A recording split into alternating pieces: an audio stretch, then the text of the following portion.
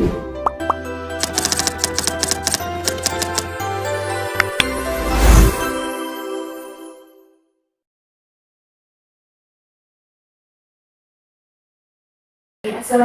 warahmatullahi wabarakatuh. Waalaikumsalam warahmatullahi wabarakatuh. Oke, selamat datang rekan-rekan sekalian. Sebelumnya saya ingin bertanya apakah ini sudah lengkap? Sudah. Oke, baik. Perkenalkan, saya Hasya. Di sini saya sebagai fasilitator untuk memfasilitasi terkait dengan diskusi refleksi pada hari ini. Sebelum itu saya akan menyampaikan beberapa peraturan ya yang harus diterapkan pada peserta diskusi. Yang pertama itu seluruh peserta diskusi harus memperhatikan dengan seksama. Kemudian yang kedua itu peserta tidak boleh memotong pembicaraan dari rekan lainnya. Dan yang ketiga itu kita menghargai pendapat dari para rekan-rekan sekalian seperti itu. Nah, tujuan dari diskusi ini untuk merefleksikan sebuah kasus serta belajar bersama.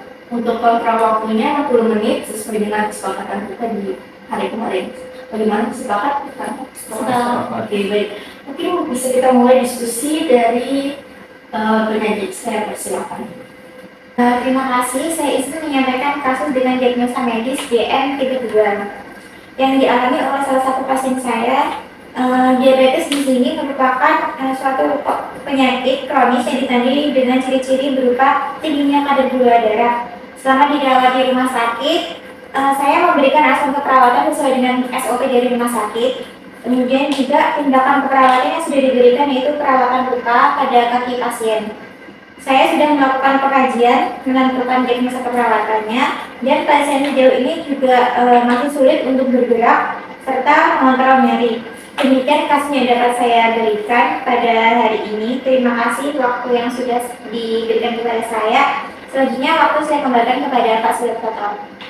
Oke, baik. Terima kasih kepada penyaji atas pemaparan kasusnya. Mungkin selanjutnya pada rekan-rekan diskusi, mungkin bisa saya persilakan dari narasi kita.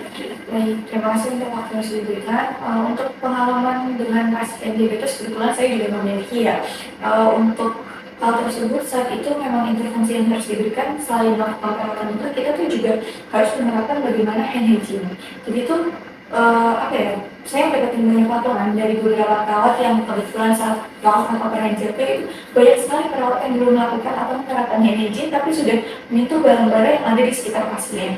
Nah, akan hal itu sangat tidak baik ya, baik untuk perawat maupun untuk pasiennya tersebut. Jadi diharapkan untuk perawat-perawat itu bisa menjadi refleksi untuk kita bahwa hand hygiene itu memang sangat penting, terutama untuk pasien yang memiliki penyakit diabetes mellitus seperti itu.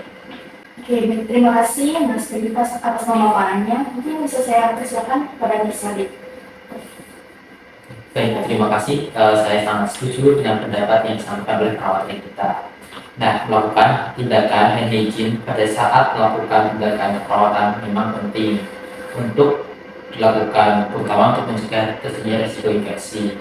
Nah, terutama itu kan pada yang kita bahas ini terkait masalah pasien diabetes mellitus. Oke, baik. Terima kasih Mas Radit. Mungkin dari Narsia yang ingin menambahkan. Jadi saya ingin menambahkan bahwasanya pasien yang tidak dipantau resiko infeksi dan perawat yang menangani tidak patuh akan lima waktu dalam hand hygiene juga itu nantinya akan memperburuk dari kondisi pasien. Oke, baik. Terima kasih Mas Ria. Mungkin tadi ada tambahan, ada yang ingin menambahkan? Mungkin saya ingin menambahkan Mas.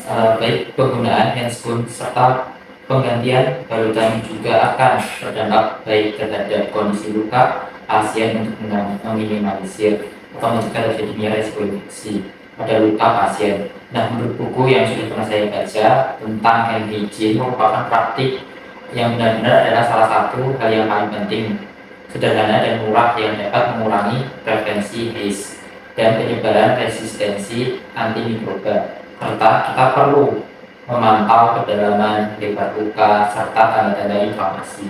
Gitu. Oke, terima kasih Mas Radit. Mungkin ada yang ingin menambahkan dari rekan? Dari saya boleh bersedia. Terima kasih untuk teman-teman semua atas masukan-masukan yang untuk hari ini. Mungkin dari saya ingin menyampaikan memang perlu dan adanya penting saat tindakan perawatan luka itu sangat memperhatikan tentang hand hygiene. Hanya saja mungkin memang beberapa orang ada yang lalai dan lupa terkait hal itu. Cuma diharapkan untuk dari kita tidak terulang untuk permasalahan tersebut. Baik, terima kasih Mbak Sri. Juga mungkin dari penambahan. Mungkin saya ingin bertanya, apakah melakukan hal-hal yang sudah disampaikan semuanya perawatan yang diberikan itu akan lebih efektif atau tidak bertanya? Ya mungkin biasanya menjawab. Baik, saya ingin menjawab pertanyaannya. Terkait dengan masalah asuhan keperawatan yang sudah diberikan itu, pertama saya akan membahas terlebih dahulu dari yang pertama kali sudah disampaikan oleh penyaji. Terkait dengan masalah hand hygiene, sudah betul untuk diterapkan oleh perawat pada saat melakukan tindakan pada pasien. Itu dikarenakan dengan mematuhi hand hygiene itu akan meminimalisir atau mencegah lebih dari resiko infeksi pada luka pasien dan sedikit menambahkan bahwa pasien itu kemungkinan akan mengalami komplikasi jika tidak dalam perawatan yang tepat, seperti terjadinya ulkus diabeticum ditandai dengan semakin parahnya dan menimbulkan bau yang tidak sedap. Gitu.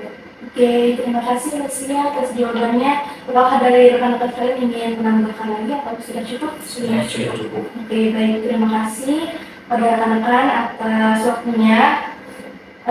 Saya akan menyimpulkan bahwa diabetes ini merupakan penyakit kronis yang ditandai dengan tingginya gula dalam darah. Nah, jika luka diabetes ini tidak diawasi pada saat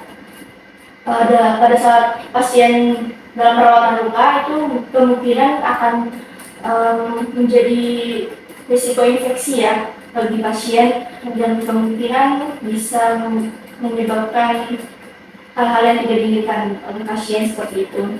Nah, dengan demikian kesimpulan pada diskusi kita hari ini, saya ucapkan terima kasih kepada rekan-rekan sekalian atas waktunya yang sudah menyempatkan untuk mengikuti diskusi refleksi kasus pada hari ini. Baik, jika tidak ada yang ingin ditanyakan atau didiskusikan kembali, mungkin dari saya cukup. Bisa saya cukupkan. Terima kasih. Wassalamualaikum warahmatullahi wabarakatuh. Waalaikumsalam warahmatullahi wabarakatuh. Terima kasih. Terima kasih.